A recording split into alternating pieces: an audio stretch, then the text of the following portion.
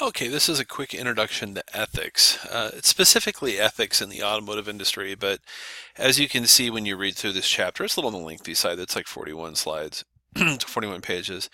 You'll notice that you can insert the word automotive into this, insert the word life or whatever industry you want into automotive ethics or ethics, essentially. In this particular chapter, we kind of talk about some of the things that are maybe particular to the automotive industry, but there's basically like the 12 deadly sins of ethics that they talk about in here, and they're the things that you need to be really cognizant about. One of the first things you need to understand about the automotive industry is that in some cases our industry is kind of unique in that people have a tendency to not really think of automotive repair people as being ethical, when in actuality that's not been my experience at all. I think that comes from maybe some bad publicity and some cultural norms, but also a lack of communication. Confusion will lead people to believe that you're being unethical, and so the one lesson to be learned from that is feel free to communicate with people, and if you don't feel that they understand what you're talking about, continue to restate the message in a different way until they understand, and then that'll get rid of a lot of the ethical dilemma about how you about what you do, what we do in our industry. So always be ethical in the workplace. Let me get to those common problems. Lying to land the job.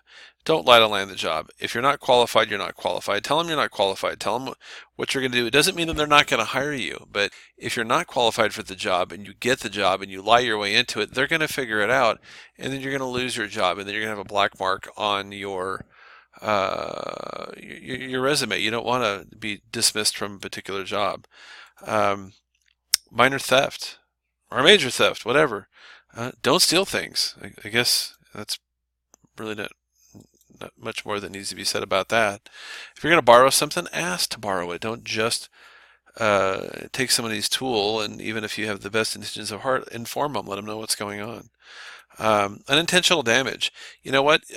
I've been there myself a bunch of times. You drive customers' cars every day, all day long. You're pulling them in and out. Every car handles a little different. It's a little wider. It's a little narrower. It's a little longer. It's a little, it's hard to see out of. Every once in a while, you bump into something. Just go to the owner or the manager and say, "Hey, look, I damaged a car." Yeah, let the customer know. Just go, "Hey, we damaged your car. We're really sorry about that, but we're going to fix it. We're going to get you a rental car, whatever your company's policy is while that's happening." And there's some things in here about never eating or smoking in customers' cars. Kind of do the best you can on making sure that you're respectful of what they do. Again, minor theft is an issue. Unnecessary parts and service. Only sell customers what they need. If they don't need it, don't sell it to them. That's the bottom line. That is unethical. If you're selling a water pump to a customer who doesn't need a water pump, that's stealing. You can call it whatever you want, but it's just stealing. Even though you're supplying it and they're paying for it, it's unnecessary. So it is in fact unethical to actually do that. And then there's just actually fraud. Um, you know, Fraud is an intentional uh, large theft. Uh, you know, Lying to customers, saying, "Hey, we're going to put a brand new engine in there," when in fact all you did was clean it or paint it. I mean, that's just straight up fraud. Those are felonies. You obviously don't want to do that. Billing, make sure you're fair and equitable in billing. If again, you're in charge of what you charge your customers. So be reasonable. I mean, you have to be profitable, but be reasonable about what you charge. Running out of time doesn't mean you cut corners. If you're not going to get it done in time, carry it over to the next day, have the uncomfortable conversation. Errors of omission, it's just as bad to lie to not tell somebody uh, that you've made an error than it is to lie to them and tell them you did something that you didn't. Errors of omissions are bad as well. Um, Confidentiality, data theft, selling customers information, using it for illicit purposes, misappropriating data. That's all a thing that's Kind of new, but is still, unethical as well. And then communication and gossip. When you're at work, if somebody tells you something in confidence, keep it in confidence. If you have something that you don't want anybody to know, don't tell anybody. Don't assume also that because you tell that one person, you're like, well, don't tell anybody else. Well, we've all heard that. This person told me this and they told me not to tell anybody else, but you're different. I'll tell you.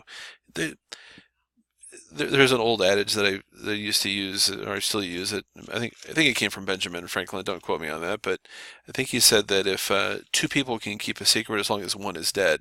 So the impetus of that story is that if you don't want it to be known, don't talk about it. Don't tell people your personal items. Don't post things on social media that you don't want people to know about. And that comes around work. Just because you hear something doesn't mean you have a duty to repeat it, especially if it's not appropriate to the workplace. And that dives into ethics as well. So like I said, there's like 41 slides in this particular one. Let you read it, read all of it as you get an opportunity.